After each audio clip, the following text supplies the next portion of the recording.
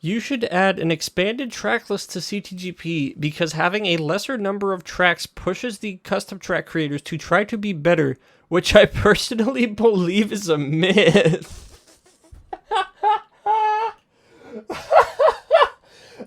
What does that even mean? What do you mean it's... Okay, I'm not getting into it. Hey everybody, my name is Bento. I'm one of the admins of the CTGP Track Council team. I help basically decide what goes into the pack in terms of tracks. And I'm here to talk about I just guess a lot of stuff about the state of the pack. We do a forum twice a year. We do it January and July. And the form is basically you go through every single custom track in the pack at the moment, and you rate whether you would want to see this track stay in the pack or whether you would want to remove it from the pack. And we have a lot of fields at the end of that for various comments on certain topics, and I think a lot of the points that people are bringing up on these are very pertinent for me to talk about, so I figured I'd talk about them. To get into it, first of all, we had a question where we had people rate the pack on a scale of 1 to 5. The average rating was a 3.37 out of 5. I think this is pretty fair. I think the pack is in a pretty decent direction, but there is a lot to be desired, which I will be going over the course of the video. First, let's start with the tracks. I'm not going to go over super track specific stuff. We do have a page on our backroom sheet, which I will leave in the description, that basically outlines how all the tracks did on that forum. I can say right now the number 1 rated track at the moment is GC and Yoshi Circuit. Not surprised, that's pretty safe. The lowest rated one is GP Mario Beach. We'll talk about that track in specific in a little bit. But we have a bunch of stat breakdowns on that sheet if you want to look at them from a bunch of various demographics. I'll start with a couple of quotes about tracks in the pack that I thought were pretty good. There are a surprising amount of bad tracks still in CTGP, and one that I thought was especially pertinent from a track author. The thought that I have to abide by rules that tracks in the pack are allowed to completely ignore is indescribably demoralizing as a creator. There are multiple problems at play at the moment regarding some of the tracks in CTGP. Some are unfun for casual players, many have boring or even actively bad gameplay but are mysteriously popular. Acceptance standards for tracks getting into the pack are way higher than the standards of the old tracks that are still in, which results in the tracks being denied by council being better than the tracks that are already in the pack, which is a complete low blow to authors for this to be happening in the first place, and I agree. First and foremost, I want to be extremely clear when talking about this topic that even as an admin of CTGP, as someone who many people would argue is third-ish in command over content of the entire pack behind the 2 people who own and run it, I have absolutely zero control over any of the things that I'm about to talk about. The main reason for some of the tracks being in the pack still being in the pack is due to the popularity of the track or how often it is played online. There is a Weemfi page on the official Weemfi website, which I will also link in the description, that basically lists out how popular each track is from the most popular number 1 to 218. Bean looks very heavily at these statistics, specifically the custom track worldwide ones, to determine whether a track is considered as being acceptable for removal or not. His reasoning for this, to my knowledge, is mostly because, if a track is being picked, it's being picked for a reason, which I don't agree is a good argument all the time, but that's discretion. I don't think he has a very hard cutoff, but just to put things into perspective, somebody made me request to him to add Dragonite's Island to a removal poll a few weeks ago, which we didn't end up doing, but we just kind of wanted to ask about it. At the time, it had a popularity of 86, and he rejected that. He let Aquania through on the May removal poll, which had a popularity of 101. So the range is probably somewhere between 90 and 100, but it's not really a hard range. It kind of varies sometimes. To remove any of the tracks within the most popular 100-ish tracks, we need a very, very, very strong reason to do so. And by strong reason, I mean that there are only 2 instances ever that we have been able to remove a track despite its popularity, and both of them have been the result of people writing actual papers on why the track needs to go. We had a 5 or 6 page document about ASDF course around the end of last year, which got that out. I personally believe that the rating forms are stronger of a measurement on how well a track fits the pack in terms of reception, and it would be even more true if people had the reassurance that their votes on the rating form were able to impact the pack at all levels. And I wish I was able to grant that, but Bean does have his own reservations with it. A lot of people who play CTGP won't actually fill out the rating form, which gives it kind of less power, because obviously you can't really get everyone who plays, right? And he's of the personal belief that people who are okay with the status quo will probably opt not to respond to anything, which I'm not sure if I agree with that, but that's another discretion. The two instances we've been able to remove a track having high popularity, the first one was the ASDF course, which I mentioned. It was argued to leave the pack, mostly due to its having really bad visuals and very uninspiring gameplay. If you remember that track, you know why. If you are listening to this right now, more or less as it drops, you will be happy to know that GP Mario Beach is actually the second one. We got permission to add that to the removal form that is going up about now for the July 2023 update. This is thanks to a 6-page latex document that Echo wrote up, another one of the admins, going over the problems with having a speed mod that high and how the track plays both on and offline, and etc., etc. But aside from these two, all of the popular tracks within the top 100-ish are effectively protected from leaving the pack, and there's really nothing that I am able to do about it. I figured I would at least go through the tracks people are probably most pertinently thinking about and talk about them. Obviously, we'll start Mushroom Peaks, Six King Labyrinth, and Incendia Castle, the 3 tracks that Bean himself made. A direct quote I got on this rating form, actually. Bean does not care about the tracks in CTGP other than his own tracks, which he protects. I just want to start, I guess, by clarifying that he's not protecting his own tracks because they are his own tracks and he cares about them or anything. It is literally just because all of his tracks are top 50 in play count. Peaks has been number 1 for the entire duration of the pack's lifespan. It has never not been the number 1 most popular track online. Six King Labyrinth is number 20, Incendia Castle is number 44. All of those are significantly higher than the 86th place Dragonite's Island, which I mentioned earlier, which was also not able to be added to a removal form. Dragonite's has a play count in the last 3 months of 289, and Incendia's is at 431, which is our numbers taken with CT Worldwides, but also including online friend rooms of all kinds in CTGP. He's been pretty consistent with the ruling, and his own tracks aren't really an exception to the ruling, which unfortunately means that unless those tracks drop out of the top 100, which they probably are not, they are more or less here to stay. Which, I mean, yeah. I'll start, I guess, with the easier ones. Six King Labyrinth actually has an update that is currently in progress, a very massive overhaul upgrade, which is being done by Brawlbox and ZPL with obvious general supervision from Bean. For Incendia and Peaks, Bean stated that he wants to be a lot more of a part of the update for those tracks. Like, he wants to be making the update much more than with Six King Labyrinth. So that's the main reason he hasn't really started with those. Incendia in particular, I have no idea if I don't really know when that's going to be touched up, because I think Peaks is pretty far ahead of Incendia in terms of the general public's desire to see an update. But we'll see when that happens, I guess, down the road. For Peaks in particular, I've had a lot of people point to Mushroom Mountain a lot in terms of why didn't we add this to replace Peaks. And the actual reason, if people didn't know, on the current Mushroom Peaks, after the massive mushroom section and the massive drop-off ramp after it, everyone goes to the right path that kind of has like a zigzag and then there's 2 mushrooms.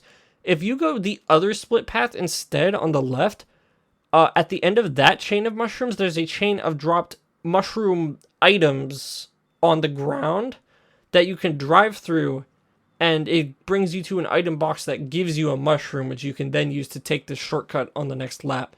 I don't think I have ever seen anyone other than him use this strat, but it is one thing that he brought up in regards to Mushroom Mountains that was missing from the track that he thought was very important, since Mushroom Mountain redid that entire section, not realizing that that was a thing. There's some other issues beyond that. For example, the ramp leading into the big mushroom section had his collision changed in a way where all of the current reliable ways to get across without dying stopped working. And apparently it also made a new strat on the shortcut path that made it extremely easy to do without a mushroom, which is not great. At that point, Ferv, the person who made Mushroom Mountain, agreed that unless anyone else wanted to try to salvage it, that someone else probably is going to have to try to remake it themselves. But just to be clear, if anyone does have plans on remaking it, talk to Bean first. He's probably going to be able to tell you a lot more clearly about why he has not updated it yet. He said he's going to update it eventually, Peaks, but that could be any time from now. I don't know when it is. The update that he planned would have a massive path around the mushroom section for people who didn't want to take it, but it would be a path that is comically slow and loses a lot of time. So it wouldn't really solve the pack split issues the track already has, which, I mean, I guess are kind of unsolvable to begin with, to be fair. And aside from the only thing that I personally know about it, other than that, is he was okay. He's going to have someone else do the visuals, but it's not like a certain person. It's just he's going to let someone else do it. Realistically, within the lifespan of the game, I think Peaks is probably stuck in CTGP. I will continue personally advocating for it to be removed. I don't like it, and I think, despite it having fans, that it creates an extremely toxic environment for new players and actively pushes people away from the game. I know that one firsthand. But Bean has made his stance on Peaks very, very clear, and unless he somehow changes his mind on it, I think it's more likely just going to stay.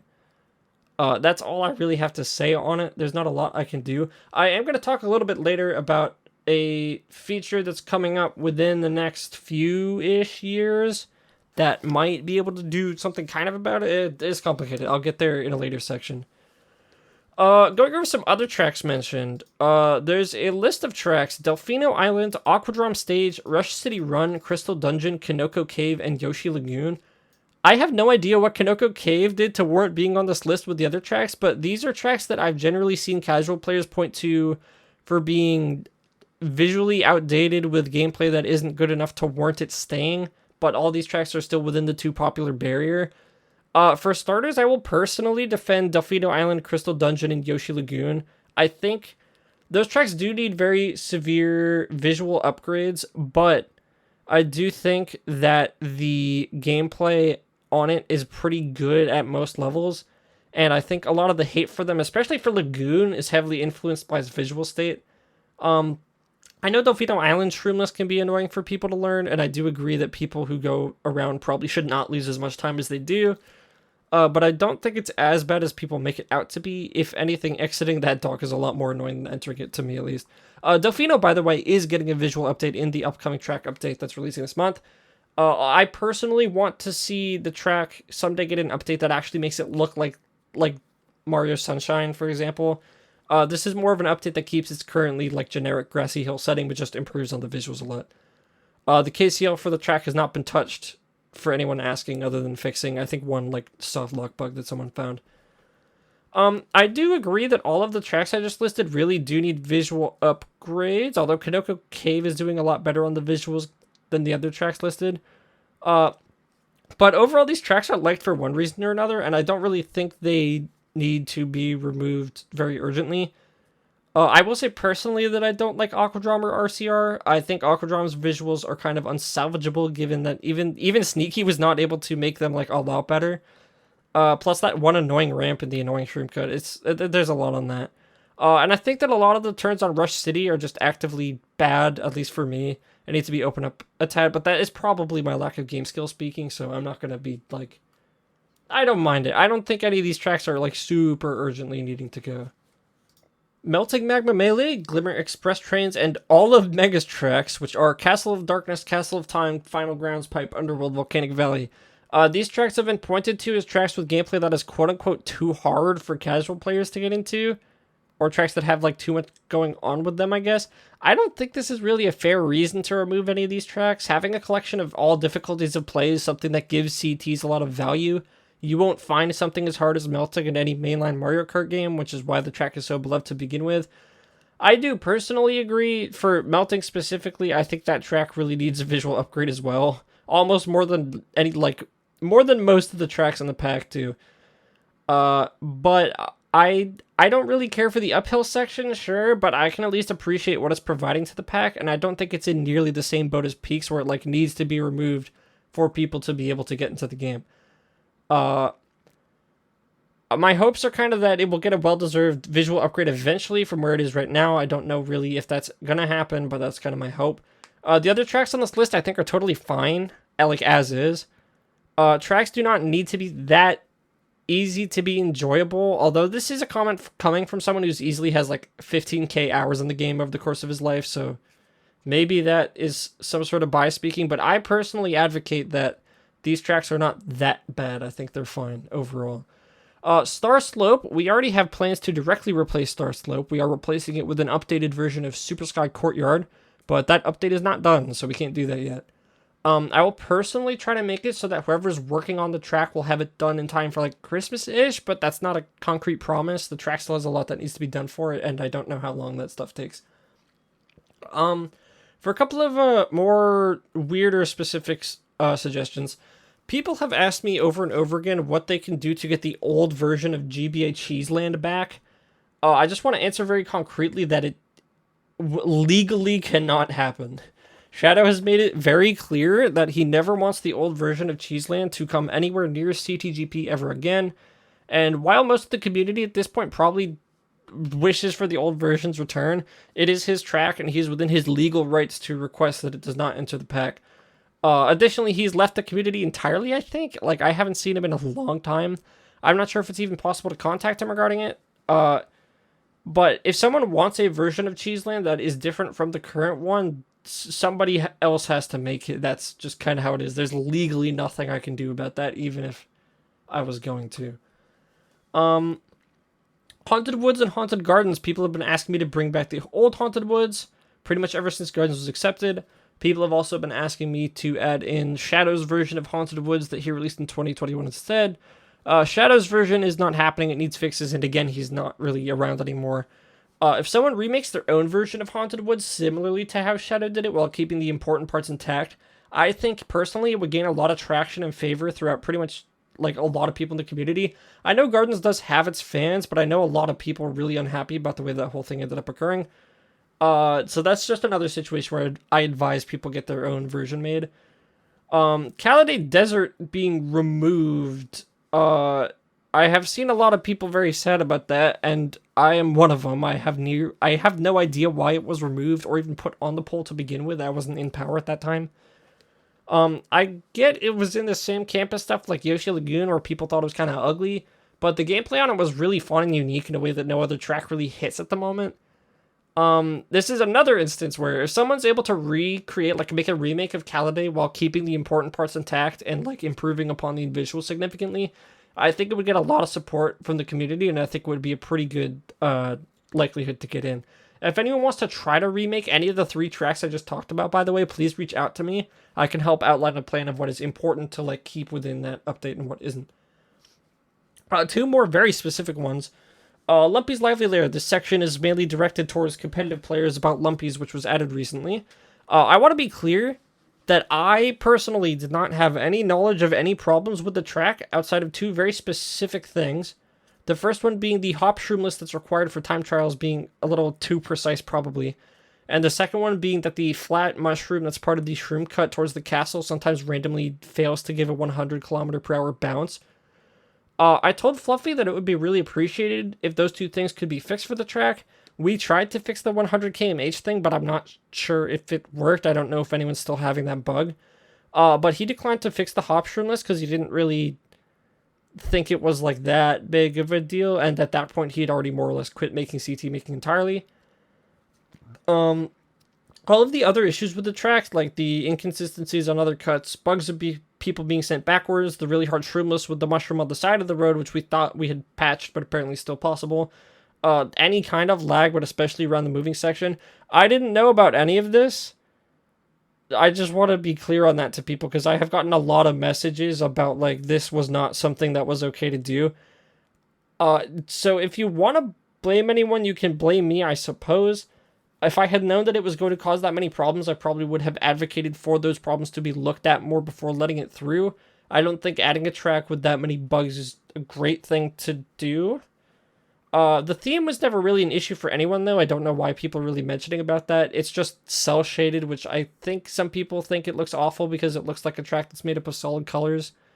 But, like, from a set design and general modeling perspective, it is pretty well made, a lot more so than any like the old tracks are. Not much I can do about it at this stage until, I mean, I don't know, because the person who made it is not really making updates anymore. I can ask him about it, I guess, but I just wanted to say that one statement. I personally don't mind the track, but just to the competitive players, because I know that went down. I think Lumpy's is the second lowest rated competitive track at the moment out of the entire pack. So that's my B, I suppose. The other B I hold is Sandy Clocktower's rejection, mainly towards track authors, a recent rejection we had. I figured I would be fairly clear about it because there's no reason for me really not to. The long story short is that both me and another admin had simultaneous isolated moron moments that resulted in me thinking that Clocktower had been denied out of my control, and the other admin thinking that everyone was more or less on board with that decision, but it turns out most people really are not on board with that decision. I had intended to fight for it being accepted, and at this stage all the admins kind of agree that rejecting it to begin with was just actively wrong. We are able to reverse the decision, although we would like to talk to Shorky first, the author, and as far as I'm personally aware, I think he's on break at the moment. Shorky, if you're watching, reach out to any of us whenever, but I figured I'd make it clear that Sandy's like kind of pseudo-accepted, I guess. It still does need to be, there's a lot of fixes we need to make with like the shortcut and such, but that will have to come at a later point in time. I just wanted to get that out there because I feel pretty bad about that one. I think that's it for the track-specific stuff. I guess I'll move on now to another issue that a lot of people have kind of been talking about recently regarding comp players and track authors. I have two quotes here. This pack is catering too hard for comp players, which directly stifles innovation. Midnight is doing track editions much better than CTGP is at the moment. And this pack is catering too hard to track makers, which results in tracks being added that look good but play bad and are as such very forgettable. First of all, if you want to play Mario Kart Midnight, go play Mario Kart Midnight, please. It's a very good pack. I highly suggest people play it. Within CTGP's confines, at least, both the track author community, more prominently the casual author community, what I mean by that are people who do not sit down and spend well over a year refining a single track, as well as the competitive custom track community, seemingly in all divisions, I think both are in this weird state with each other that I'm not fully able to understand at the moment. Both sides believe, when I say both sides, I mean certain people from both sides. Obviously, I'm not referring to these people as like collectives or anything. But people on both sides believe that they are currently being undervalued by CTGP in egregious favor of the other side. And both sides believe that various actions that we have taken over the last few years have been severe red flags and are proof of this. I'll give some examples that I can like try to explain. One example I can try to give for the competitive side is the most recent removal form. The tracks removed, to remind everyone, were Aquania, Flowery Greenhouse, Sky Grove, and Slot Circuit for the May 2023 update. All these tracks that are strongly liked by specific subsets of competitive players, albeit not every single player adheres to that. A lot of the ones who are on council, for example, competitive players, were pretty on board with those removals. But those removals actually led to a fairly sizable number of players expressing their wishes to outright move the competitive scene away from CTGP, or at least onto their own separated track list within CTGP, and we'll get into the track list stuff later. Specifically for anyone wishing to move to another pack, bad news. Stebler quit development on Mario Kart SP, which is probably the worst thing that could have happened to that project. I don't know. They're still like working on it. People are still working on it, so it'll be out eventually, but I'm not convinced it will be able to be done like soon. I guess time will tell on that though. An example I can try to give for the author side is the general requirement they often have to balance parts of their track to fit a higher level of play. Take, for example, a track that has a Shroomless shortcut that saves a lot of time and has a very narrow entrance such that it can be taken... it cannot be taken if a single ground item like a fake item box is in the way. People have brought up a lot of concerns regarding whether track authors should be forced to consider changing something like this for competitive play. A lot of people have said that competitive players should be forced to adapt to toxic gameplay and have gone as far as to call them babyish for thinking they were going to get a completely viable landscape out of a Mario Kart game. Stuff like excessively bumpy terrain as well, even if it's something that will frequently cause players to get like wheelie locks. I'm not saying that bumpy road is not allowed, to be clear. I'm talking about like egregious amounts. We recently had an author make something more bumpy intentionally because they believed that it would give the track character, and within the next week some high-level time trialers were who were testing the track out for Expert Ghost said that throughout their play sessions, the entire rest of the track's tech had gotten progressively more consistent and learned, but the bumpiness in that one section remained volatile and seemingly random like every time. Another example that I can give for both sides is Council's current track acceptance standards. Authors have repetitively said that our acceptance standards are way too high, often citing the fact that I stated earlier that there are tracks that are, at this point, can be referred to as objectively worse within the main pack that remain in the pack for popularity, while these other tracks get rejected. They think that we are being far too harsh and are turning many authors away from making tracks for CTGP entirely. And of course, our acceptance standards are linked to comp players somehow, I guess, because we are supporting the comp scene instead of bearing. I'm not sure. Some authors have gone as far to tell me that they believe that there would be a direct correlation between the removal of competitive members from Council and the pack's improvement as a whole. And directly conversely to this, competitive players have repetitively said that our acceptance standards are way too low, and that a lot of tracks that we have been accepting this year have been of concern. I can say at this point, at least, that every track we've accepted this year, I believe about 4 or 5 exceptions, have been referred to by someone at some point as tracks we shouldn't have let through. A thing I often get from this side is that we are accepting tracks not on their merit as a track, but just in order to be kinder to the author who made it, because we feel bad saying no. This seems like a really harsh and possibly actively antagonistic thing to say. Having access to the votes of every council member, there are some people who have voted yes on nearly everything that's been submitted this year, just as there are some people who have voted no on nearly everything. I think so far as the admins are able to keep like general tabs on what gets accepted, I'm not going to explain the whole process, but basically we do have the last say on things. And I think we've been fairly reasonable with what we've let through this year, again, aside from Clocktower, which I went over. And I think assuming that authors are able to follow through on changes that we request from them, that these tracks are overall going to be received pretty well. At least that's our belief going into it. In fact, I would say right now that our current backlog is very abnormally strong from where it has been before, which I think is a good sign overall. I guess what I really just want to point out to people who keep like bringing up the whole like comp author argument thing. If you're on one of these sides, the needle is not really pointing at either side.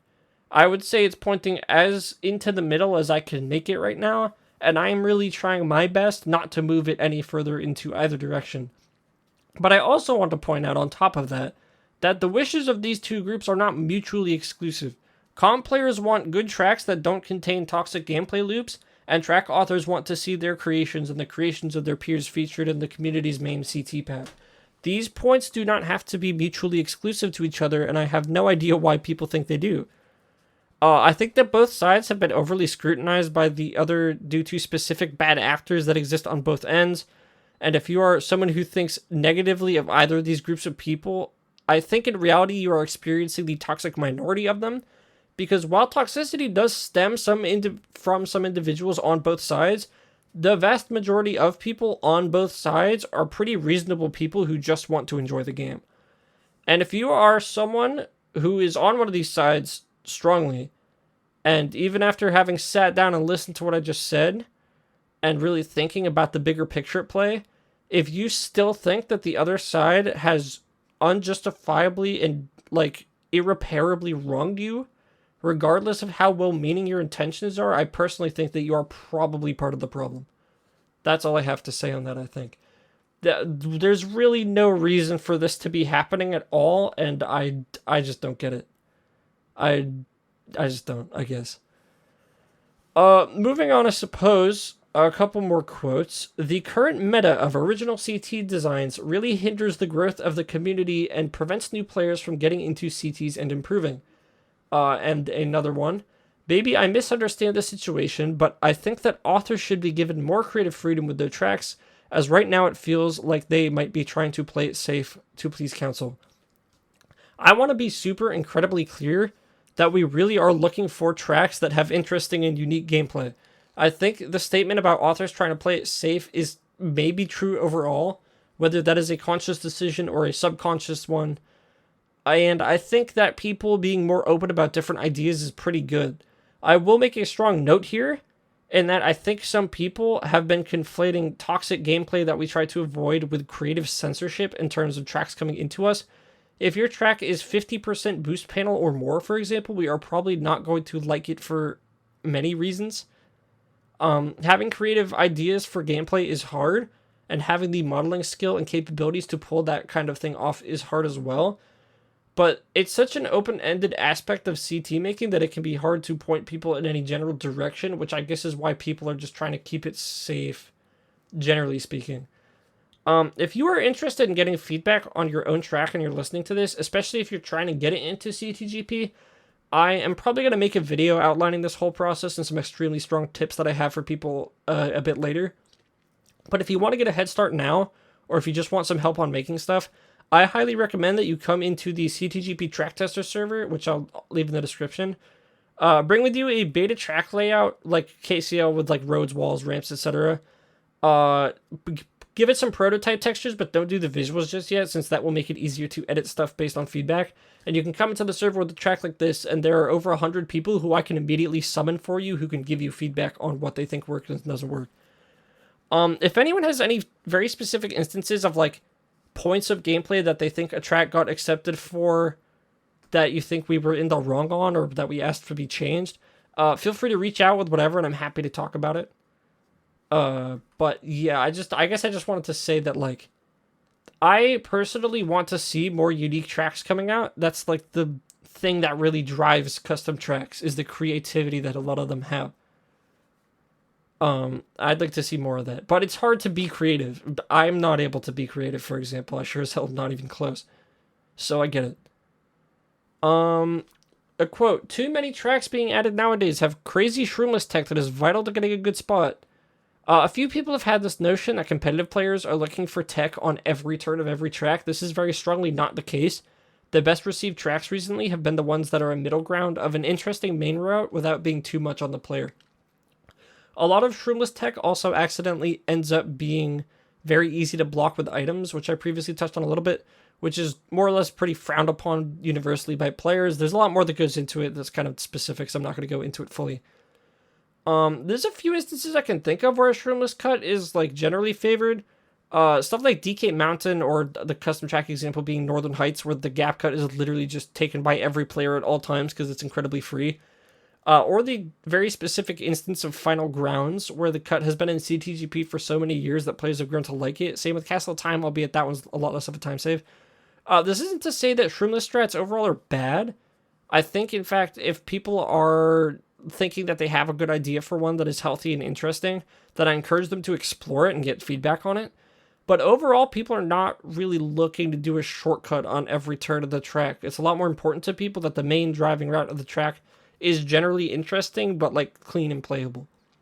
If you have one shroomless shortcut that is the main time save on a track, chances are that people are going to look at that shortcut unfavorably, especially if it's like blockable, and then on the track as a whole unfavorably as a result of that. Another quote, "Retros are definitely killing the pack and interest for a lot of authors." This came from me directly from an author, and I'm very confused. I get I think what he's trying to say is that it is currently very hard to make a retro get into CTGP because you have the added challenge of drastically improving upon what a retro in the pack is already doing in order to make yours make it. And oftentimes the things that are appreciated by a retro are not obvious at first glance. As an example, GBA Peach Circuit, which we got a bunch of submissions for recently, is actually liked by a lot of people for its gameplay, or at least for how the main route flows. As I've been told at least it's one of the cleaner playing luck tracks currently in the pack, albeit it's also one of the strongest ones, which generates its own controversy. There are a lot of retros that are currently more or less like quote-unquote maxed out as well and don't really have that much room for improvement. I guess examples like DS Airship Fortress, DS Bowser Castle. I don't know what more you can really do with those layouts. I think people across the board are pretty happy with how these play, and there would be no real reason to update them as such. It would just be like a needless reset of a time trial leaderboard.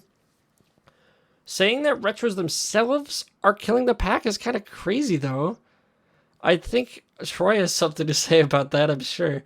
I think personally that retros are extremely important for newer players to ease themselves into the game. And while I do think that some layouts probably aren't super required, I don't think we need DS Figure 8 Circuit, for example.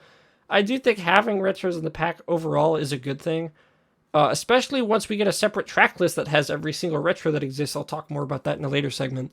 But even for the main pack, having them present is definitely a good thing for longevity, I think. And on top of that, there are many retros that are pretty broadly liked, like the ones I mentioned earlier. Another point, the lack of incoming features is causing the pack to feel stagnant and killing the desire of many people to play. New modes take multiple years to finish and often get limited usage. I very strongly agree with this, and I wish that there was more I could do about it. But unfortunately, the way that the pack works, we can't magically summon more features out of thin air. I can give you a short-term roadmap for what Bean has planned. Just keep in mind that things do change and there might be a sudden shift of priorities at some point. But currently, at the moment, the security update is still being done. A couple of minor features are set to enter the pack alongside it once it is done. I think most importantly to people watching are probably author credits on tracks, as well as the ability to disable the Me Heads on Minimap option in friend rooms. I'm not sure when this will be done, but it's a short-term update, so it probably will not be very long. The end of the year-ish, if I had to guess. But again, I don't know how things are going at the moment. Directly after this, he is going to work on online time trials. He's mentioned a few times that this will be his next project, and he's still sticking to that. And once online time trials is finished, his plan at that point is for multiple pack support within CTGP, which will simultaneously include features such as Retro Worldwides, CTGP Classic playable in CTGP, and a separate track list for competitive players. I do not know what form this will take in terms of how malleable the track list will be. I don't think it's just going to be free reign for every single person to make whatever track list they want, but I could be wrong on that. I'm not sure what his plans are. I'll talk more about this specific feature a bit later in the video where I go through all the features people requested. People have mentioned briefly that open sourcing the pack would speed up this process significantly. And there's like a little truth in that, but unfortunately it's not as easy as just doing that in this situation. There's a lot more that goes into it. The main thing as it currently stands, this security code within CTGP is set to be majorly rewritten at some point by chatters. For reasons I cannot go into details on hopefully, obviously. He mentioned that chatters is going to do this at some point down the line, but when down the line is not something that anyone can really say. Open sourcing the pack only becomes really feasible to do once this is done, again, for complicated reasons. And it's not something that we can start literally right now. Even if it was started literally right now, we wouldn't see any new features for a lot longer. I think having a new major game mode every few years is a lot better for people than waiting even longer for nothing to change, and then all of a sudden, like, every feature ever just appears. And even if some people would rather the latter happen, it doesn't change the fact that we just can't start it yet. It's just not something we can do. Again, I'll go over more feature-specific stuff later in the video. I actually have no idea, by the way, where the completion of 24-player fits into any of this, but that'll have to be seen, I suppose. Moving on. Someone mentioned, these forms should be the only metric, the removal forms in question, the rating forms that I do once every 6 months, should be the only metric that decides which tracks get removed. I touched on this a little bit earlier, but if it was within my power to do so, they would be the only metric, but we just can't use it as the only metric. We very strongly and mainly use the form as our metric of deciding what removals are possible, but unfortunately the results of the popularity stuff is still very important for us. The real restriction that exists is that we cannot remove tracks above a certain play count. But other than that, we use the rating forms very heavily as our main metric of removing things. And the results of the form are extremely impactful in what we remove from the game. Every single vote genuinely does matter a lot. We split the ratings from these forms into competitive ratings and casual ratings so that we aren't accidentally removing a track that is very favored in one category but just unfavored in the other, since I think that would be unfair to the group that it's favored for. And for the recent removal form that will be going out sometime, probably around when you're watching this video, I think we got a pretty decent result out of it, personally. But yeah, I wish we could use the rating forms a lot more in terms of getting the popular but low-rated tracks out, but that's just not something we have the power to do. And also keep in mind, as per usual, we are never going to have a removal form that everyone agrees upon. There will be tracks that people like being removed. That's the nature of the pack, and that's not something we can avoid. Funnily enough, by the way, I did get one person who responded with the exact opposite of this and said that we should not use this rating form at all ever because people are biased towards interesting tracks. I thought that was very interesting. I figured I'd mention it. I don't really agree with that though. But I think these forms are pretty reliable when people fill them out. I just wish more people filled them out. But I get why people wouldn't want to fill them out because it's like 10 to 20 minutes to fill out the form. And it doesn't mean that we can magically remove any track. So I get it. But I do wish that people filled it out more. It is very, very helpful for us. Okay, here's a long one. Track Council keeps removing unique tracks and adding ones in that aren't unique and or are very forgettable. This results in a very stale pack with minimal depth in comparison to the depth it once had. Everything is so basic and follows the same visual pattern. There has to be a 2-second grass cut, and there are double flip flap ramps everywhere. There is no rush to get tracks into the pack, just wait for the good ones to be released so that the updates are good instead of mid or bad. We saw what happened in late 2020 to 2021 with terrible tracks making it in, and lots of unique tracks getting removed. This is exactly what happens when you rush through updates instead of choosing only the best tracks to get in. First and foremost, I'm going to get to this point because I think it does have some value, but I just want to clarify to the person that submitted this that half of the examples you listed of forgettable non-unique tracks were Ice Cream Fortress, Lost Ruins, Terra Ursae, Obstagoon's Palace, Sandstone Cliffs, and Vile Isle. You are in the extreme minority on thinking that those tracks are not unique. I get where you're coming from with this argument, but those specific tracks that you listed are some of the best tracks currently in the pack outright in the eyes of many, many people. I think Sandstone was like top 5, maybe even top 3 on the recent removal form. When he referred to 2020 to 2021, he was specifically referring to, I believe, 2 updates. The May 2021 update, which added Water Village, Pinewood Path, and Saltwater Lake all at once, all 3 of which have already been removed and have been for a while. And the February 2021 update, which added Fungal Jungle, Medieval Castle Grounds, Engine Labs, Woohoo Island, and Haunted Gardens. Most of these tracks being tracks that are either heavily disfavored or outright banned by players in the competitive scene. Obviously, certain people have taste, but I do personally like Fungal and Engine personally, but I get why people are saying this. Engine, for example, is banned for being too front-run heavy. I understand the intent of this message. This is coming from someone who very strongly wants us to increase the bar of tracks getting in, and only wants the best of the best out of future updates. And while I think there is merit to the argument of going stronger on what gets in and what doesn't, I think as I touched on earlier that the tracks we are accepting are the best middle ground we could really offer between accepting tracks that are good and also keeping updates going. I do not personally think that any of the tracks we are accepting are bad. I don't accept a track that I think is going to be poorly received or play poorly or anything like that. But I am just one person. Even as a collective, we are not perfect. So if people have issues with some of the tracks getting in, I get it. But it's not something we can magically just snap our fingers and there's 100 fantastic 10 out of 10 tracks. Keep in mind again that if you get all the track authors to be upset to the level they would be if I set the bar to say like 90% acceptance rate, tracks would just stop being made. Even by people who consistently hit that 90% bar, they would just stop. In terms of the removals themselves, this message is most likely referring to the last batch of removals in the May 2023 update, which, as a reminder, Aquania, Flowery Greenhouse, Skygrove, and Salt Circuit. I did go back through both previous rating and removal forums, and I found that a strong amount of removal votes on both ends for these 4 tracks did come from players who marked themselves as coming from the competitive scene. But I do get that these tracks were generally liked by certain players for varying reasons on how they play. I think that specific update was rather unlucky in that the specific tracks removed were ones where there was a few specific teams, for example, who really strongly liked all 4 tracks, which ended up with them being especially hurt by having all of them removed at once. I'll talk about pack split in the later segment, having the competitive community have their own track list, but I do think once we get a separate track list, this issue will be able to not fully resolve itself, but be able to resolve itself at least decently enough. Unfortunately, we are a little far away from that happening. It's going to be a couple years at least, and pack split does come with its own issues, which I will discuss when I get into it. Moving onwards, you guys literally have a bunch of tracks nobody wants in, but are kept in because the casual community wants it, so not nobody.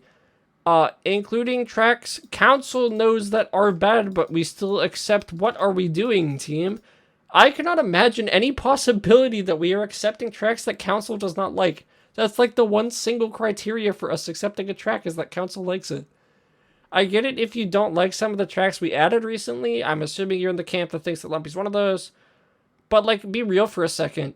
All of these tracks have an audience, and the vast majority of people who play CTGP are not playing competitively. Not every single track out of 218 that gets added is going to become a comp staple. That is just the reality of the world. It's not realistic for every track coming in to be a meta bus or a Joris track.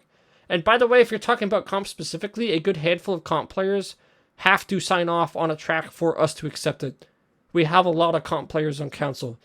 If you personally want to take anything up with me in DMs, I'm happy to talk about it, but like, even if we whiffed in a couple places, there's just never going to be a track list of 218 tracks that every single person unanimously enjoys. Everyone is going to have tracks that they don't like, and that is just the reality of the world that we live in. Moving from that, the biggest obstacle to me playing CTGP more frequently is honestly the inconvenience of having to use my real Wii to play. The sentiment of players wanting CTGP on Dolphin has existed as long as Dolphin has existed, really. But for many reasons, we are not able to provide this to players, and there are a few reasons for that. First and foremost, due to the way the Dolphin is made, it is unironically literally impossible to prevent cheaters if people are allowed to play on Dolphin. The best that you can get is an offline-only CTGP that does not have time trial support or anything, and at that point, you would get the exact same thing out of a Revolution pack that just uses CTGP's track list. It would be the same thing. In fact, I'm pretty sure someone already is doing that. We strongly wish to keep CTGP cheater-free on all fronts, be it online or time trials, and compromising that in order to appeal to a relatively smaller number of players who rely on Dolphin does not align with our ideals. This, by the way, is coming from myself, one of the people who would most benefit from this. I have very severely hurt my hand over the course of my life, and I'm currently unable to play CTGP on any controller for more than an hour at a time. Playing on a keyboard is really my only way of enjoying the game, which is not something I can easily do on console. But it's just not realistic for us to bring it to Dolphin. Furthermore, keeping players on traditional hardware strongly defends CTGP from being taken down from Nintendo. Whenever they send extremely abusive cease and desist letters to their fan projects, every single time without fail they will mention piracy of their game, regardless of if said game is in production or not. In the eyes of Nintendo, emulation equals piracy. And keeping CTGP on the Wii means that CTGP can implement anti-piracy measures, which it does. You must have a game disc to launch CTGP. And this is a very big reason why CTGP is able to continue operation today. Even if you think for some reason that it is unlikely for Nintendo to try to take down CTGP, taking that risk is just not a good idea. It's just not. So those are the main reasons that we can't have CTGP on Dolphin. If it worked out like that, obviously I would rather have it on Dolphin myself. But it's just not something we'll get. Moving on. I often give my opinion on these forums, but you guys have not changed your behavior in any way. I no longer see anyone on Custom Track Worldwides. It is only me and very few other people. I guess you guys think it doesn't matter, because you don't do CT Worldwides yourself. You can act on your desires, so when you ask me about my ideals, you just pretend to listen. Custom tracks don't exist for creators or for lounges. We should listen to the opinions of people who are mainly concerned with Worldwides first and foremost. First, we should make lounge players play Custom Track Worldwides instead of... I'm moving on to the next section of the video. We're going to talk about features. I'm moving on to the features section. I'm just going to go through... We had a very long list of features. I compiled all the ones that I thought had... I think I compiled literally all of them, actually. And I'm just going to go over all of them in some order. Alright, first, let me see. Add a Mr. Bean button on the Wii Remote that makes Luigi sounds when you click on it. Fantastic start. Excellent, thank you. As I mentioned earlier, there are a few features that are already planned and guaranteed to happen. There are a few things lined up to release alongside the next code update, most importantly of which I think are author credits on tracks, as well as the option for room hosts to disable the Me Heads on Minimap feature. Author credits have been asked for basically since they were shown to be cleanly possible. It will function more or less how it does in the Gecko Code version, where the track and author name will sit at the bottom left of the screen during the loading and countdown of each race. And the Me Heads on Minimap feature, while it's a cool novelty to be able to do something like that in-game, having that feature on does cause extremely severe issues in competitive play. Being able to see exactly where every single racer is by just looking slightly to the right of your screen is way too broken. It's a lot better for competitive play when that feature is able to not exist. This mostly has to do with dodging your teammates and cannons, but there's more nuance to it than that, and I wouldn't really be able to cover it sufficiently since I'm not a competitive player myself. Hopefully these features will be happening relatively pretty soon. I don't have a specific time span, but again, this is a short-term thing, so it's going to happen pretty soon, hopefully. Online time trials are next up after that. Not much to really say there. The whole shebang will be present once the feature actually gets made. He's just waiting on the security update to finalize before he can start work on it. I'm personally very looking forward to this one. It's going to be there's going to be a lot going into the update, obviously, but I'll personally be playing it a lot as much as I can. And up next after that is multi-pack functionality, which comes in multiple forms.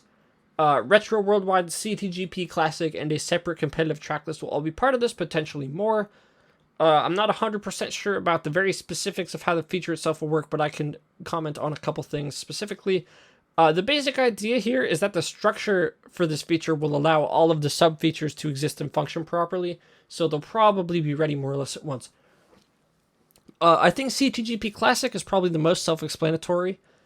This is just going to be a way to play all of the tracks that were in a older version of CTGP. I'm talking like 12 plus years ago or older. There is a Revolution pack that already exists called CTGP Classic. I don't know if we're just ripping that track list or if we're just using a specific CTGP version. I think that CTGP Classic uses CTGP version 1.02 or 1.01. I'm not entirely certain. We'll figure out that when we get there, but the important thing about CTGP Classic is that you'll be able to play all of the old tracks all together online. It is very fun. Rooms happen for this pack, I think, weekly. And ideally, once we settle in on what tracks are being used, the track list is not going to change literally ever. Unlike all the rest of the packs mentioned, which will probably have variable track lists. It'll be really awesome to get some classic rooms going. They do happen, as I mentioned, like weekly-ish, I would say, on the Revo pack. So bring them to CTGP will give them a pretty solid boost, I think. And I would like to mention here, I talked earlier about Mushroom Peaks' existence in CTGP. I have not brought this up with Bean, and I do not know if it would actually be a reality that is possible. But I personally think there is a very strong potential for Mushroom Peaks, once this feature does happen, to move over permanently to stay in CTGP Classic, along with maybe a couple other tracks, and for the main pack to not have to have them there anymore. And I think that is something that people, obviously I'll talk more about it when that thing is about to happen, but I think that's something very important that we'll be keeping it in mind. I think that's a very good idea. The competitive only track list is very important because it means that the main default CTGP packs track list won't be dependent on balancing everything to be competitively viable, and the competitive players can have a large list of tracks that they would be able to find healthy gameplay on themselves. They would be able to actually control the track list while also being able to rely on CTGP security, which is something that they do not currently have access to. They aren't able to make their own track list with anti-cheat measures like CTGP's. Once this gets closer to actually happening, I will be reaching out to competitive outlets for more details on how it will work. Most likely there's going to be a second council made up of entirely comp players, which is going to be incredibly funny. I do want to outline a few notes for the competitive players about basic functions of that, since I think people have questions. We are required by law to allow authors to opt out of having their tracks featured in the track list, or any track list for that matter. It will probably be an opt-out thing. Any tracks being included in any of these packs, we will obviously get permission to use them first. We aren't going to just take stuff and add it without talking to people. Especially, we'll not be making any changes to anyone's work without them being on board with it. That would be immoral and illegal. I know a few authors and a few specific tracks that are already opted out. Cheese Land is a big example. We just cannot add it. It's not legal. But I think overall things will be pretty good, and I still I'll still be here standing to moderate over stuff reasonably, I think. If any comp players have any questions about this, feel free to reach out to me. Retro Worldwide is the other thing. It's very interesting, especially out of this bunch here. personally think that Retro Worldwide is probably going to be included in the main pack download, or at least I think it should be. For reference, if we added every single new pack to the main download would take forever to install, and it would take up a bunch of space on the SD cards of people who are not playing all these packs. But Retro Worldwide in specific is a lot more than just the option to have every retro in the game and play them all online. There is a lot more going on to that specifically. I'm not going to go into details. I think it's under wraps for now until we can get stuff underway, but I've looked into the document that Troy made outlining what he wants out of the feature. All I can say personally, even if you don't care about playing retros, you should look forward to some of the features that are coming alongside Retro Worldwide that can potentially be applied to the rest of CT Worldwide as a whole. It is very awesome. Now, as I mentioned earlier, I have no idea where 24-player fits into literally any of this. I know he's going to finish the feature up at some point, but I'm not sure when this would be. Like, I looked at the timeline. I'm not even sure that it's going to happen until after the multi-pack thing is done. I know there are some people that are definitely looking forward to it, but realistically, it's lower-ish priority than a lot of the other things above it, so it makes sense. Playing with 24 people is a cool novelty, but the game as a whole normally functions a lot better at 12. At least, that's just my personal take. We'll see when this does get wrapped up, though. It could happen literally at any point along the timeline, and I know a lot of people are looking forward to it. I touched on open sourcing earlier, and there's not a lot more to say about it, so I'll just recap what I said. It is planned to happen eventually for sure, but it's not going to happen for a while. It is contingent on chatters rewriting a lot of the security of the pack, which is not something that can happen immediately, not something we can even start immediately, and is something that's going to take a lot of time to do to begin with. And not to mention then having to actually do the open sourcing part, which takes more time. It's not a magic solution to get features in faster, and it's unfortunately going to have to wait a while for the people who care about it. But that's where that is right now. Those are the features I think that are mostly planned, clearly outlined. I don't have a list of every feature Bean's planning on adding, so some of the ones I might talk about in a second might still be around, but I'm just going to go through what everyone else mentioned and just give my takes on it. Offline KO mode and offline Mega TCs. I didn't know that Mega TCs weren't... You just can't use them offline? That's crazy. I thought you could. A KO mode I kind of get because it like almost requires a room. The Mega TCs thing to me feels like not like a literal oversight, but like a figurative oversight. I think these are pretty reasonable, and I think these will probably happen eventually. We just kind of have to... With all the features I'm going to talk about, it's like it'll probably... It's a decent idea, but we just have to get to a point where it's reasonable to add. And a lot of these ones are also much smaller adds than a whole game mode, for example. Multiple My Stuff folder support. This is something that I think was mentioned as being required for Retro Worldwides to work functionally, so it is going to happen. Obviously, this is kind of a utility thing. It's a thing that people have been asking for many years now. So I think this is a pretty decent one, and I think he's mentioned before that he's planning on adding that. A quote here: renew the CT Worldwide with a league mode. People easily reach 9999. It takes a new challenge, and the daily, weekly, or monthly ranking system would be the best, and it would definitely kill the lounge, to which we give too much power. What does that mean? What are you talking about? League mode, having higher than 9999 VR and having daily, weekly, monthly leaderboards, actually a very good idea, and something that I think is going to happen. It's just what it says on the tin. Being able to change the VR system a little bit to just not be kept at 9s. I don't know what the specific reasoning for that is, because even if we changed it, it would just there would just be a new 9s value, you know what I mean? But I guess just giving people in the terms of the scope of like a monthly or even seasonally ranking system, being able to give people more time that it takes to get to the top, I think is fair to increase the limit there. I think it's possible, I think it's doable, and I think it's going to happen. Not sure when, but definitely I think will be something that we'll be keeping a lookout for.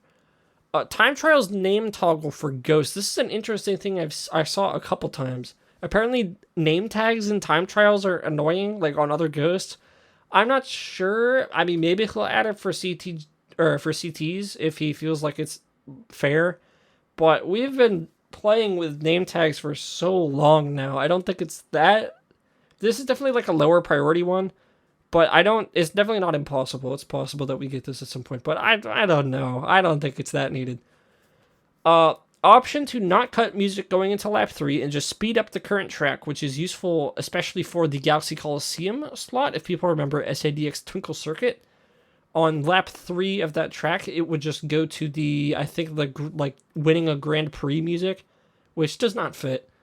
Good idea, obviously, for that especially, but also this edition kind of also incorporates like a smooth increase of speed as you transition into lap 3, which I think is a cool idea. Again, probably more low priority, especially if not for Galaxy Coliseum would be incredibly low priority, but we'll have to see. I definitely am on board with fixing Galaxy Coliseum's slot in some way to make it just like, even if it's just the same song without the speed up, I think it's good for tracks that use it. Multiple BRSTMs per music slot and or dedicated BRSTMs for each CT. Obviously, we cannot include custom music ourselves for every CT. That would be a lot of file space that people would not really care about. And quite frankly, I don't think we have 218 songs at the ready that would be good. Nintendo likes taking down their music a lot. But the option to have multiple per music slot, just like the ability to possibly do it, I think is a pretty good idea, and I definitely will be bringing that up with Bean at some point. Fast menu navigation. Many people suggested this. It's a Gecko code basically, or the public version of it is a Gecko code that basically removes the animation between menus, so you can get through all of the menus in a game very, very quickly. It basically just cuts down menuing time, which I think is good. It does look a little jarring, especially when you're first getting used to it, because all the menu transition animations are just gone. But I get it. I think it'd be nice to be an option that people can turn on or off, but I'm not entirely sure if it will happen. But this is in the category of like smaller stuff that Bean could probably add alongside a security update if he really wanted to. So I'll bring it up with him. Hide and seek mode. This is a whole mode. I'm not sure how many people are actually looking to play hide and seek. I think hide and seek is a very good novelty. And obviously, if it was possible to just magically snap my fingers and it's in, then yeah, why not? But I don't think it's one of those things that's going to be played all the time by people. But I guess you can argue the same for like countdown or KO mode. So maybe in the future, but this is definitely that won't be happening until after online TTs and the pack split with all the retro worldwide stuff and probably open sourcing and a lot of other stuff. But we'll see when we get there. Mission mode, kind of the same thing, although I think people want to play mission mode a little more maybe. But coming up with missions, getting all of them programmed, getting all of them implemented, that takes a lot more work than it seems on the surface, I think. And that would also obviously be a whole new mode to code. You have to get a new button and everything. I don't think it's a terrible idea. I would totally love having a mission mode, but I'm not sure what it would look like, and that is also very, very far down the list of things happening. But we'll see when we get there. Definitely, I think, obviously Bean being the person who discovered that the mission mode was a thing that was originally intended to exist, I think there is a part of him that would be very interested in seeing mission mode happen, but it's definitely not very high priority at the moment. Having more than 30 friends on the on your licensed like friend list. I didn't think about it, but yeah, for competitive players who have to join a different room host for each lobby sometimes, that definitely does get in the way very quickly. People have to delete and add friend codes all the time, re-add friend codes that they already should have had to begin with. I'm not sure what the technical limitations on this are, or how easy or hard it would be to expand it, but it is something I'm definitely going to bring up. Random selection, actually using the 3 question marks instead of doing the random thing on the track select screen. Apparently the random selection currently in CTGP is like kind of broken, but I'm not sure in what way. And apparently having it function properly, especially with question marks, like labeling that you hit random, helps with Mogies. I'm not entirely sure how. I think for like repicks, I guess. But Yeah, this would, I mean, obviously, if the random selection at the moment is currently not super random, which apparently it's not, then yeah, of course, I'm on board for making it more random.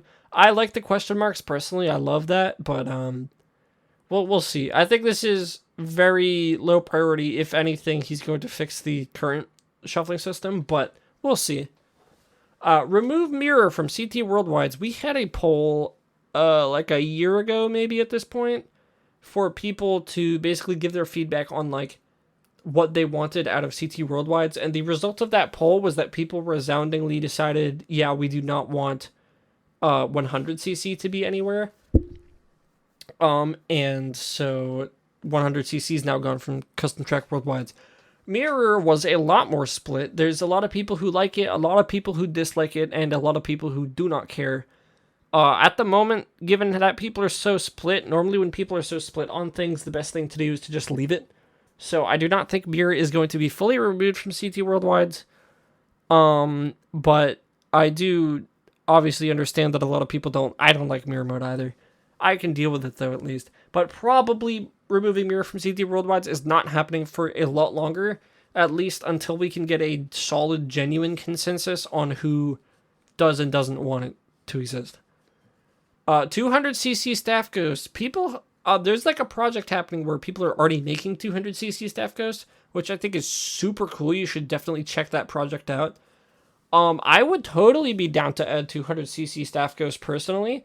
I don't care if there's 1,000,000 gold stars. I'm fine with adding however many staff ghosts I can fit. But I don't know if Bean shares that, what is it? That, mentality of having that many staff ghosts. We'll have to see. I'll bring it up with him as well. Again, they're pretty much being made for us, as far as I know. I think most, if not every track, has one by now, by like a community project. But we'll have to see. I'll look into it. Platinum stars. Oh, I love platinum stars. This is a very fun CTGP fun fact that people don't know. There's actually a hidden 4th star that is being tracked on everyone's profile beyond the gold stars that are, I guess, unofficially labeled platinum stars, which is when you beat the expert ghost with the same vehicle combination that the expert ghost uses. I do not know, I don't think there's a way to publicly see how many plat stars you have, or a way to publicly see what the rankings are, but they are being tracked. I'm 100% sure of that. Whether they will be officially implemented or not is up for discussion. I would love to see if anyone can get 250 platinum stars. That may be actually another use for the ghost database competition. I would love to see that. But I'm not sure what the status is on platinum stars. I'll have to ask him about it, but I'm personally on board. I love this idea.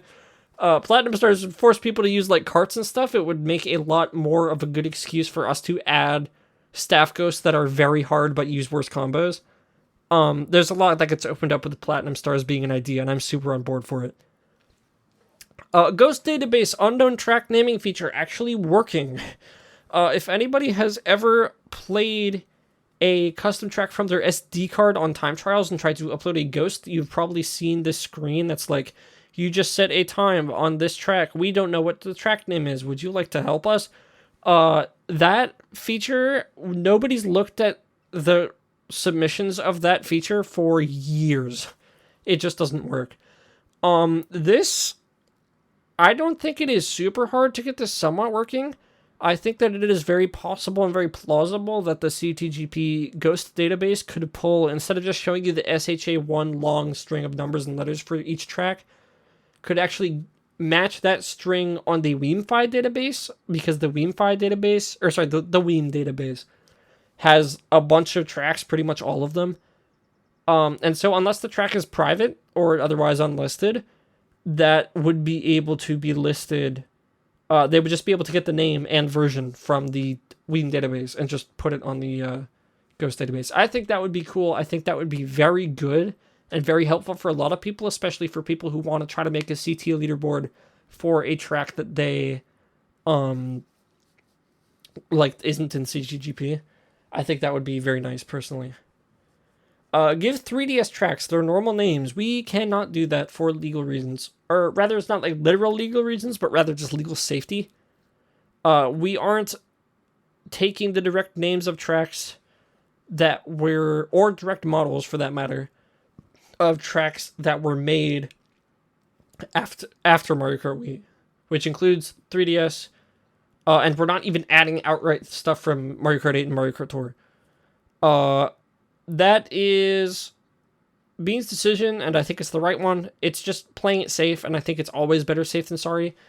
The names aren't that bad. I know Mario Castle Raceway kind of sucks. It was originally, by the way, fun fact, 3DS Mario Circuit was originally just going to be called Mario Raceway, which is very funny. I kind of half wish that I had let that through, but when I heard that, I was like, no, there's no way we're using that. But yeah, I get it, but no, we're going to have to keep with the 3DS names for now, or the non-3DS names for now. Function to merge small numbers of similar VR rooms. That would be cool, if we could do it, but I don't think this is entirely a CTGP feature. I think a lot of that has to do with, like, being on Weemfi's end. I don't know what the likelihood of this is. I agree that it would be nice if this is a thing, but realistically, there aren't really often rooms with extremely similar VR anyways that are going simultaneously and able to be merged. It happens enough of the time that I think it is a feature that would be worth making, but I do not know. That seems really hard to make. But I'm not the person in charge of that, so that's, I think, a Weem request, or rather, both Weem and Bean request. Function to not join if the host and player are more than X VR apart. The way that it currently works is that I believe, I might be mistaken, but I think the way it currently works is it takes your VR, takes a certain range around that VR, searches for hosts within that range, and if it cannot find any, it slowly increases the range.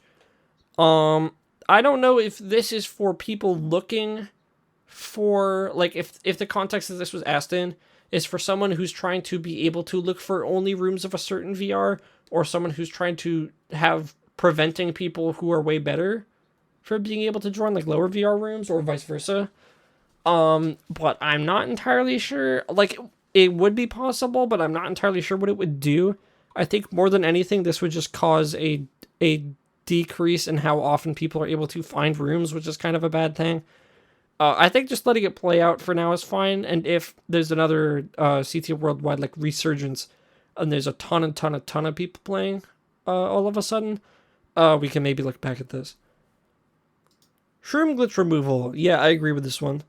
To those who don't know, I believe if you collect 16 different item boxes throughout the course of a race, and, like, get the item from them, on your 16th one and onwards, every single item you get will be a single mushroom, regardless of your place, even if you're in first, even if you're in last. This causes problems on some tracks. For example, hypothetically, a 5-lap track with 5 item boxes per lap, which haven't submitted before. Around the middle of lap 3, if you're spamming your items optimally, you will get, the beginning of lap 4, you would get mushrooms for, like, the rest of the race. You'd get, like, 9 of them.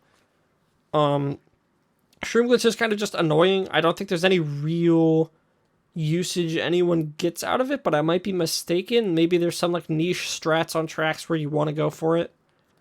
But generally it's a hindrance, especially to, like, track design.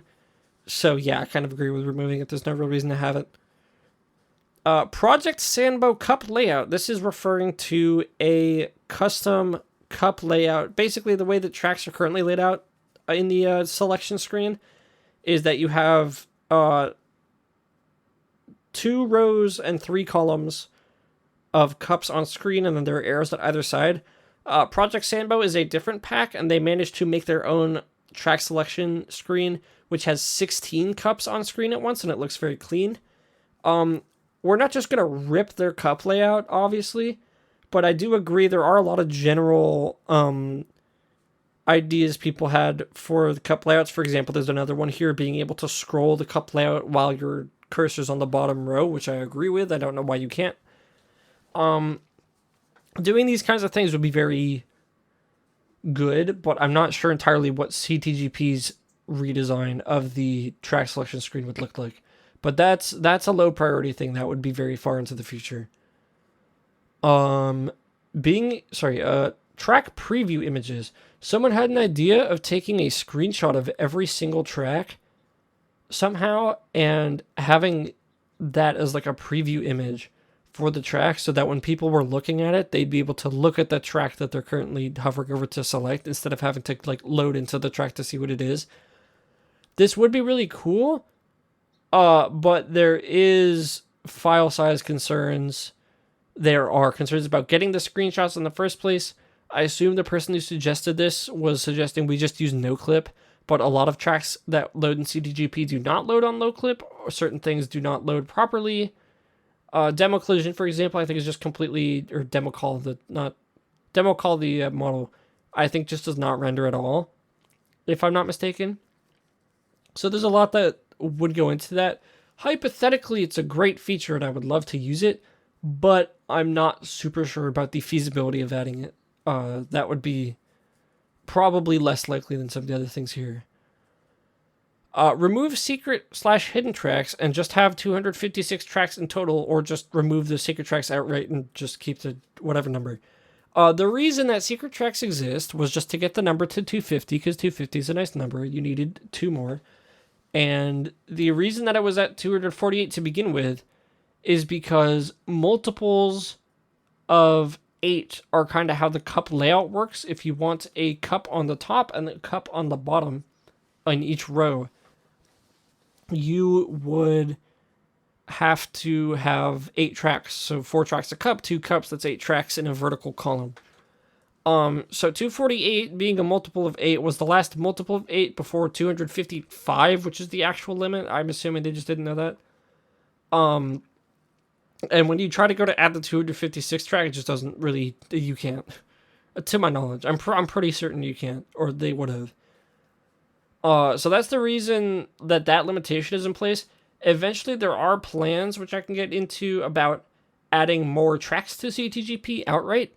But this feature would not, we wouldn't be adding like a bajillion tracks. We're not turning into like, what was a Cubra Luigi CT Fan Hack Pack or whatever that had 1,000 tracks in it. We're going to keep the number like realistic still. But that is a long-term feature that's a lot further down the line, because there's a lot of code that goes into that. That would require rewriting a lot of stuff to be able to have the capacity to load more than 255 SZS files. Multiple custom layouts. I agree this should be a thing. For example, competitive scene has track lists where only certain tracks are legal for certain periods of time. It helps them create their own meta. It's very good. Track lists are awesome. But being able to have all of them easily in your... Like, say, for example, you play competitive and you need this track layout because if you accidentally misclick on a track that's not in the lineup, then you get, like, penalized pretty hard. But you also want the, like, your CT worldwide layout to exist so that you can just pop on that and hit random and cycle through tracks that you want to play that might not be in that track list.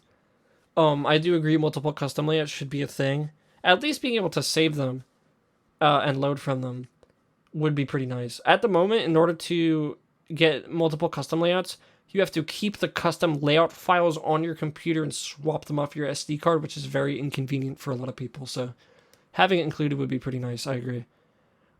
Better default track layout. I agree strongly, and I have thought of trying to go through and make a good proposition for this before. Trying to make things fit certain, like, cup icons, for example. The real thing that is the asterisk here, I guess, realistically, if we're making a better default layout, we're probably just using alphabetic. I know Bean has plans to change alphabetic to be the default to begin with at some point. But, yeah, I would be down for a better default layout, but I think people just would rather have alphabetic to be the default to begin with. Because the current default layout is very random and just, like, all over the place. Which is very funny. Like, for example, all 4 of the loop tracks, when they were still in, were all put in the pencil cup, but they've all been replaced. So whatever happened to replace the loop tracks in those updates are now what takes up the pencil cup, and it's just random. So I agree with this strongly. Option to leave a room if the player list / track select / option to leave a room on the player list screen or the track select screen or the voting screens. I agree with this. I don't know entirely how it would work, but I don't think it's super, super hard, but I agree that people should be able to leave the room before the race starts. I think that's pretty reasonable. Ignore players that don't have the same track as the host. They don't update the position tracker and item probabilities act like they are not in the room. This would be cool if it was possible to implement. It would definitely help out a lot. This is mostly for, obviously, regular worldwides, where people will sometimes accidentally have my stuff tracks on. But, I don't know the feasibility of doing this, but if it's possible, I would love to see this. Yeah, I'll bring this up with him, for sure. Be able to see the position indicator even after finishing a race. That would be cool. I think Mario Kart 8 functions like that, right? Yeah, no reason not to do that. Spectating worldwide lobbies. Assuming this means like worldwide and custom track worldwide. I don't know what the specifics behind it are. I know spectating is possible. Obviously, that feature has been created. But I don't know how you would handle when you're spectating a room and you're taking up a slot in the room, because spectators do still take up room slots, and then someone else tries to join. I'm not sure how that would work. It's possible that this gets added as a feature. I would be fine with seeing it, but it would just need functionality for that. Ground golden mushrooms give you a longer boost than regular mushrooms. I guess for like item rain, or all items can land more specifically. Sure, if he can do that, that makes sense. But like, why do you need that? that's like the most specific request ever, which is really funny. But yeah, I'm not opposed to that inherently, I guess. Fix the background aspect ratio in the CTGP channel. What? What does this even mean? For whoever submitted this, please DM me like the details on this, because I do not know what this means. I don't know how you'd begin fixing this. I don't know what the aspect ratio is right now. I don't know what it's supposed to be, etc. But that's really funny. If it's like off by 1 pixel, that is incredibly comical. Default character setting, basically saying like, you can set in the CTGP settings like, oh, when I load into time trials on first boot of the console, I want Funky Kong Flame Runner to be selected instead of Mario Standard Kart. That's fair if it works. I don't know what the logistics behind adding that kind of a setting are, but that would be cool. I'll bring that up for sure. Ability to change speedometer color. Yeah, I think the speedometer currently being used is compatible with a bunch of different colors, to my knowledge. So I'll bring that up for sure. That would be pretty cool. I like colors. Input display and TT replays. I do not know how feasible this is. I know Mario Kart SP has this, but within CTGP, I mean, it's possible, obviously, but this seems like a very large amount of work, but maybe I'm wrong. I'll definitely bring it up with him, but I'm not sure how feasible this is. There's no real promises on that happening. Watch up to 12 ghosts at once, same thing. I don't know if the current, like, way that CTGP is coded makes room or, like, possibility for support of 12 ghosts. Because I know when he got the multi-ghost thing working originally, he had it at, 4, right? The player plus 3. Or just 4 ghosts. He would have put it to 12 if he could at the time. Maybe more stuff is known now that would be able to let him do that more easily, but that's not for me to know, that's for him to know. So I'll bring it up with him, but more likely than not happening, at least not for a while. Option to turn off the minimap. Why? Why would you do that? oh, sure. I'll bring that up, I guess. Why not, man? Why? Why would you? Okay. 200cc in worldwides or item rain in worldwides. Not happening, probably. Although I'm not personally opposed to 200cc showing up, like, at a, 2% chance. The only real thing with 200cc is that if 200cc is happening, you need a very big, you need heads up on that to change your character. But I wouldn't be opposed to it inherently. But I know a lot of other people who do not want to play 200cc worldwides. 200cc only worldwides as an option would be kind of fun, but I think it's easier to just have it be in friend rooms, because that just creates a bunch of splits on what people are playing. Like 150cc and 200cc variants for all of the different packs that may exist with the multi-pack feature, that would be a lot. Dolphin access, I mentioned this earlier, not happening. I went over this already. Custom battle tracks and custom battle modes. I guess custom battle modes being like take from Mario Kart 8 DX. Some ideas like the Shine Thief one. I don't think this is happening realistically. I don't see where, like, coding a whole custom battle mode would be another mode that would take a lot of work, like a year. Maybe when open source happens, people would be able to do it a little better. Really, there's just no battle support at all right now. People don't really like Mario Kart Wii's battle mode. Maybe making more battle mode would be a good idea. Maybe you could even throw like hide and seek in there. So not opposed to it. Obviously, it would be super cool if that kind of thing would exist, but the amount of coding work required, that's definitely like a back burner kind of. That won't be happening for many years, but it would be cool. I agree. Revamped Team GP mode like on Mario Kart SP. I don't know what that means. To begin with, I guess just Team GP working better, like being more functional. Maybe making Team GP like compatible with like competitive play where items still hit everyone and like you can select who's on what team. I don't know how the SP version works. A Team GP would be nice if it functioned better, but again, that is a lot of feature for not a lot of value out of, like, that would take a long time to code and not a lot would come out of that. But I'm not opposed to it. Definitely for sure. I do want it kind of. My stuff on regular TTs. No, not happening. There's a reason that it isn't possible right now. It's to keep parity between people performing regular track time trials on a vanilla copy of the game versus CTGP, keeping them like parity with each other, keeping them on even playing fields. My stuff is not allowed for that reason. There's a pretty big invalidating text at the bottom of the screen for good reason.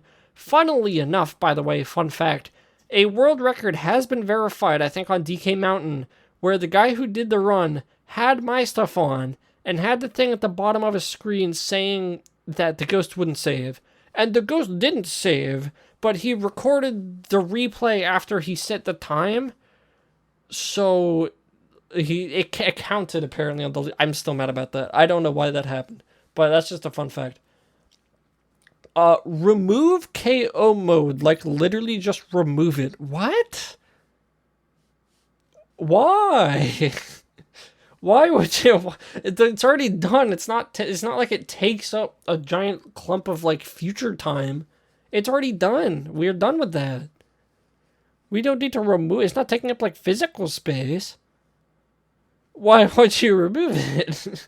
It doesn't make any sense. Sure, I guess. Whatever. Thundercloud Mega Mushroom and Custom Track Worldwide is probably not happening. I know there was like a rule voting feature that was kind of being added at some point, which I don't know where that is anymore, probably shelved. That would have allowed people to possibly enable this if they wanted to. I think it's fine to keep in friend rooms. I do hate the Thundercloud. There's another person actually who said to remove the Thundercloud and CT Worldwide entirely. Probably not happening, although there's nothing stopping us from doing either of these things. But these would be at the hands of like community voting, which the logistics of that are like not there. But I will keep these in mind because I do understand that people do not like Thunderclouds and people like Thundercloud Megas. But there are some people who do like Thunderclouds, so this is not a guarantee by any means. Similarly, request to add the feather item. Possible, probably, going to happen, not so sure. I mean, outside of all the track balancing things that come out of having the feather, because to those who don't know, I think this is how it works. Last time I played with the feather power-up, it gives you a mushroom boost, which means that you can do the Mushroom Gorge wall glitch on any wall that lets you kind of do that. So the bouncing issues around that are one thing. But, I personally wouldn't mind this. I love jank. I love more funny stuff happening. However, the likelihood of the feather actually being introduced, I think, is not very high. But we'll have to see. I would be totally down, and I will bring it up. Fewer tracks. Remove, like, they wanted, like, 100 tracks. No. The point of CTGP is that it has a lot of tracks. We're not changing that, I think. Infinite laps and time trials. I guess this is kind of like a practice mode kind of thing where you can just keep churning laps out. I guess like a feature where you had infinite laps and you got a mushroom each lap and you could just pause whenever. I think would be cool, kind of. I wouldn't mind it for certain. But I don't think it's realistically happening. I'm sure people want to practice on console more so than like having to get their whole setup over on Dolphin and do that. But I don't know the feasibility of this. I feel like this would take a decent amount of coding. But it would be cool, so I'll keep it in mind. Room settings as friend room messages. Rather than doing this, because I think this is bad, I like having friend room messages exist. Rather than doing this, having a settings menu within the friend rooms menu itself, like while you're already in the room to be able to change stuff, like a whole settings menu there, it is possible, and I think it would be pretty good. But that is also a lot of coding. But yes, we will keep that in mind. That would be very nice if you're able to change room settings in the room. That is obviously that would be great. Fast falling, like in all CCs. No. For what reason? Why? It works fine in 150 already. The mechanics are already good. 200 has fast falling, like good. Yeah, 200 should have fast falling. Why does 150 need fast falling? I think it works fine as is. I don't think we need it. Replays like in Mario Kart 8. I think they're talking about the really invasive feature where at the end of every Mario Kart 8 race, instead of hitting next race, it had like highlights selected, and you could click on the highlights and you could watch these weird like camera replays of the race. No, we're not coding that. That would take so much coding for such a unasked for, unwanted feature. You're probably the only person who wants this in Mario Kart 8. Mario Kart Wii. None of the rest of us need a replay feature. I guess being able to save whole races and being able to switch from people's POVs if you were like watching the room happen live would be cool, but that's a completely separate thing. That would take an abhorrent amount of coding. I don't know how that would even work in practice. We'll keep that in mind, but not the not like the pause menu replays like in Mario Kart 8. Double items and coins. I think I'm ending the video. I don't want to talk about double items. No, please. No double items, no coins. We're good. Mario Kart Wii is fine without these things, and I think that's all the features that anyone suggested.